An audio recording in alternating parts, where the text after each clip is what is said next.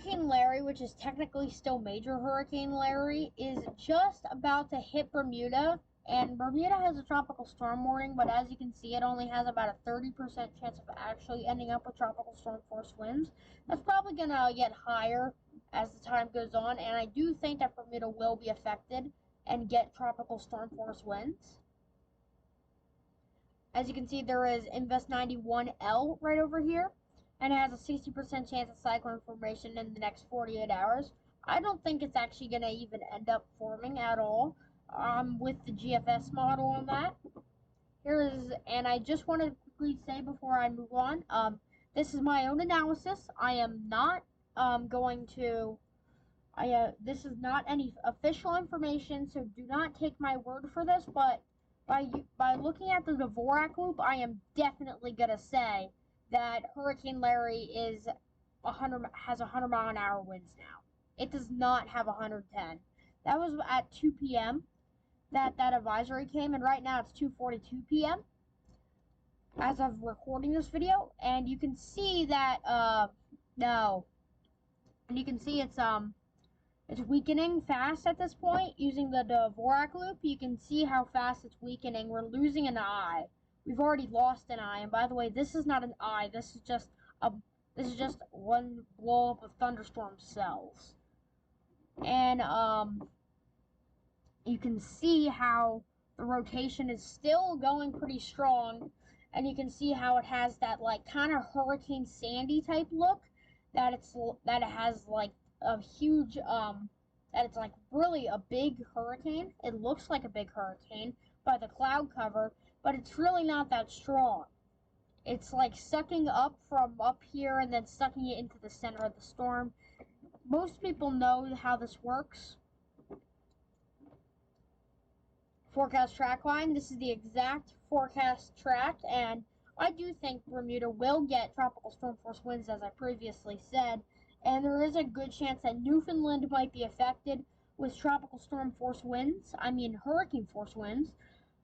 As you can see, it's going to become an extratropical cyclone, but still have hurricane force winds potentially. So we'll need to keep an eye out for that. Here is the tropical storm force wind speed probabilities. We are next to sure that Newfoundland's going to get some. Let's go to the forecast models here. I'm not sure why I didn't have this ready already, but you can see right here is Larry, and right now, according to the GFS model, it is currently at 7 knots. All right, so it's not really that strong. Actually, you know what? 73 knots, if I want to be more specific. But it's really not that strong here. And I just gotta exit out of that. But there we go.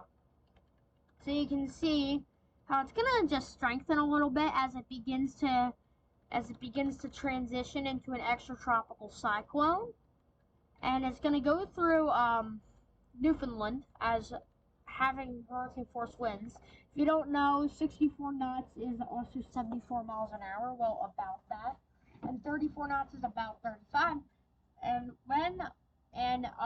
these different colors, like when it has those major color changes, when it's green to when it's purple, I essentially count that as it becoming a hurricane and becoming a tropical storm. So you can see it maintains hurricane status up until like here, which is pretty impressive.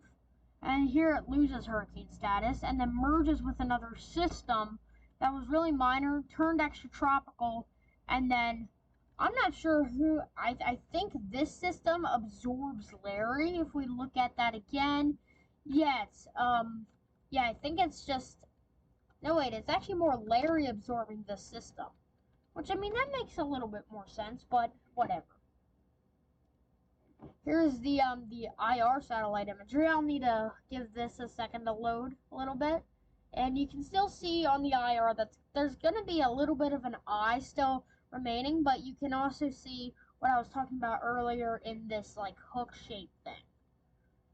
Like we saw this with Sandy, and you can also see here's the blow up of thunderstorms that I was talking about earlier. Right there's the remnant of an eye, and then it kind of just gets sucked in. Yeah, that's just about it. Thank you guys for watching. Goodbye.